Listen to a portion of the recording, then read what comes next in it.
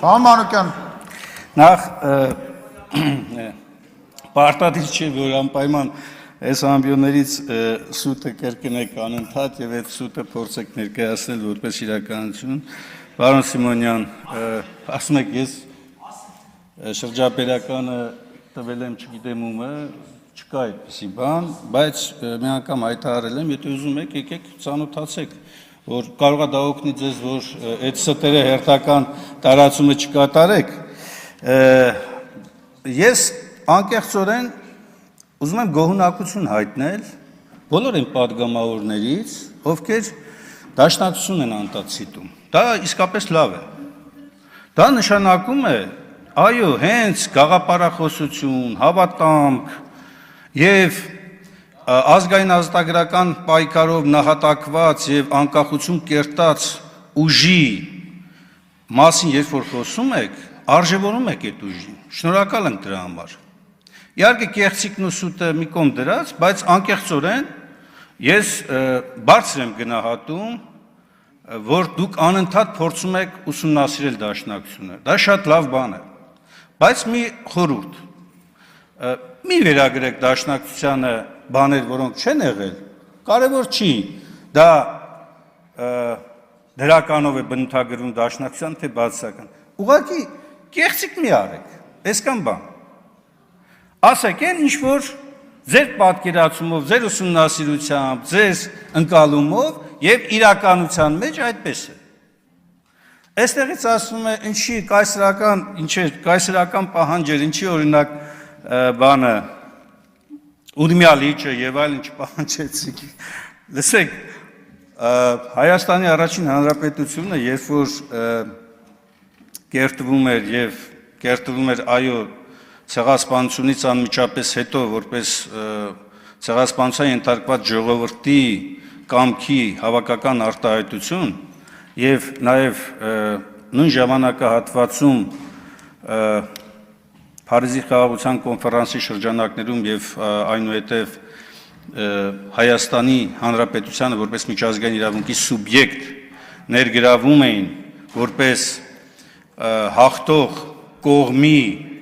հետ մասնակից երկիր, այն ժամանակ միջազգային, այսօր որ սիրում եք անդադ կրկնել, միջազգայինորեն ճանաչված սահմանը իրավարար վճիռն էր, որ տվեց Վիլսոնը։ Եվ հիմա, երբ որ դուք անընդհատ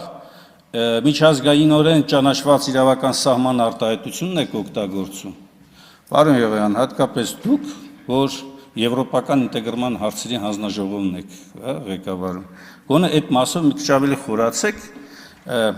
ոչ միայն թյուրիմացություններից զերծ մնալու, նաև, չգիտես, էլի կյանք է, հետագայում ստիպված չլնեք ձեզ սրբագրել ձեր ասածները, ասեք, որ ես այն ժամանակ կամ չգիտեի, կամ չէի ծանոթացել, կամ թյուրիմացությունների մեջ էի եւ այլ։ Հիմա անդրադառնամ Նիկոլ Փաշինյանի երեկվա այս ամբիոնից հնչեցրած խոսքին, նախ գոհունակություն եմ հայտնում պարոն Փաշինյանի մտադրության ուղղությամբ եւ այս ամբիոնից կատարված հայտարարությունը առայն, որ Առերևույթ պետական դավաճանության, հանցագործության հաղորդման շրջանակներում ինքն էլ է հետամուտ լինելու, որպեսզի իրավասու մարմինները պատշաճ քննության առարկա դարձնեն։ Բայց իմ համար զարմանալի էր, որ ինքն այս ամբիոնից ասեց, որ տեղյակ չի։ Ես կարծում եմ, դուք բոլոր եք տեղյակ, մի քանի անգամ եմ այս ամբիոնից ասել, որ պաշտոնապես ես եւ Հակոբ Մարտիրոսյանը, փաստաբան, ներկայացրել ենք հաղորդում Նիկոլ Փաշինյանի եւ Բարսաշյան մի շարք այլ անձանց կողմից առերևույթ պետական դավաճանության հատկանիշներով քրեական գործ հարուցելու մասով։ Ասել եմ, ավելին այստեղից հարցել եմ տվել Նիկոլ Փաշինյանին։ Ավելին պաշտոնապես գրություններ եմ ստացել, որ Նիկոլ Փաշինյանը չի հարցաքննվել։ Երեք այս ամբիոնից, երբ որ Նիկոլ Փաշինյանը իր պատրաստակամությունն է հայտնում, ես միայն ողջունում եմ։ Եվ այո, հորդորում ենք, որպեսզի իրավասու մարմինները պատշաճ ընթացքավոր են այս ամենը։ Ես ուզում եմ հիշեցնել հետևյալը։ Ուրեմն, 2015 թվականին, երբ որ Նիկոլ Փաշինյանը, Նիկոլ Փաշինյանը, Նիկոլ Փաշինյանը, Նիկոլ Փաշինյանը, Նիկոլ Փաշինյանը, Նիկոլ Փաշինյանը, Նիկոլ Փաշինյանը, Երբ մենք ներկայացնում էինք հաղորդումը հանցագործության մասին, գլխավոր դատախազությունը եւ քննչական մարմինը վերցրեցին այդ հաղորդումը, բաժանեցին մասերի եւ ուղարկեցին երկու տարբեր տեղեր։ Երբ որ մենք դատական բողոք բերեցինք, դատարանը ասեց, չէ, անգործություն չի ցուցաբերել դատախազությունը, որովհետեւ կարդում եմ հիմա դատարանի մեջբերում, դատարանի ակտից։ Դատախազությունն ընդունել է այն փաստը, որ ներկայացված դիմումում առկա են կոնկրետ հանցագործության հատկանիշներ մատնանշող տեղեկություններ եւ դրանում նշված հանգամանքների շուրջ բացակայում է նույնիսկ նախնական ստուգում կատարելու անհրաժեշտությունը, ինչի մասին է վկայում այն, որ դատախազը ստացված հաղորդումը ուղարկել է ՀՀԿՑ եւ ԱԱՑ քննչական դեպարտամենտ դիմումում նշված հանգամանքների շուրջ քննություն կատարելու նպատակով,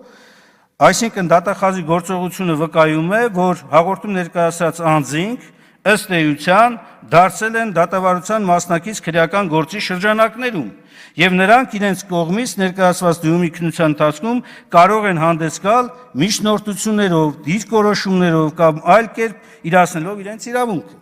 Սա դատարանի կողմից արձանագրված, ընդ որում առաջին ացիան, հետո էլ հաստատված վերաքննիչ դատարան կողմից մեջբերում էր։ Հիմա տեղեկությունը ուղարկել են բազմաթիվ գրություններ ԱԱՑ եւ ՀԿՑ-ի ժամանակ։ Պատասխանը եկել, որ ձեր կողմից ներկայացված հաղորդումը մեզ չի հասել։ Երկրորդ, որ Նիկոլ Փաշինյանը չի հարցաքննվել։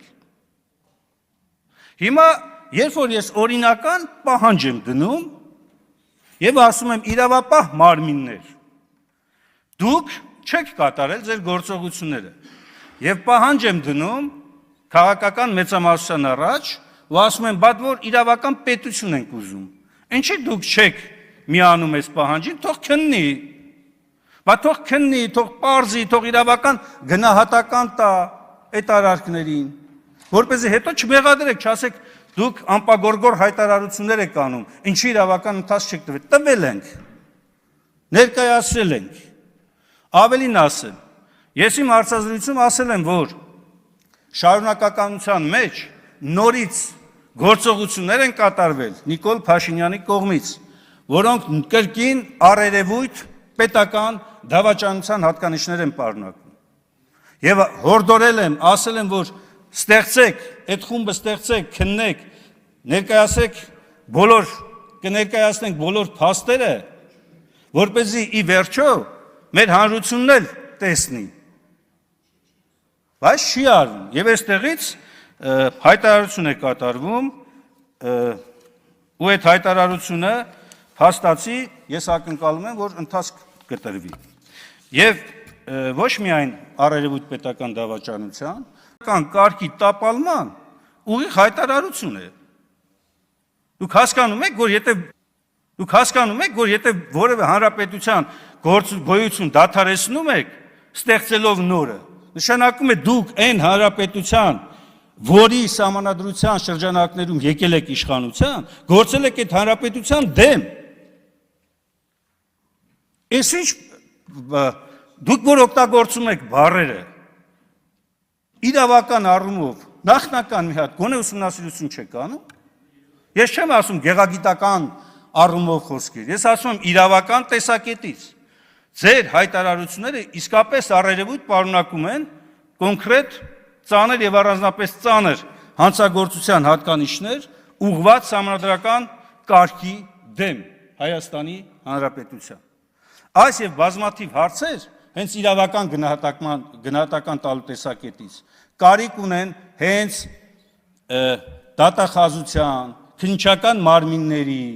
ակտիվ գործունեության։ Բայց եթե իրավական պետություն եք քարոզում, ինչի՞ չեք միանում, որպեսզի այս մարմինները գտնվեն իրանց դիրքի վրա եւ այս ամենին պատասխան տան։ Վերջում մարտի 1-ի գործով միեդի որոշումը ես խնդրում եմ եւ առաջարկում եմ մի հատ կարտացեք, նոր հայտարարություններ արեք։ Այնտեղ իմ կարծիքով, ես որ նայել եմ, մեծամասամբ մեղադրանք այսօրվա իշխանություններին է, որ չեք կարողանում բացահայտել։ Շնորհակալություն։ Ձեր մեղադրանքը ձեր վրա է։ Ավարտեք։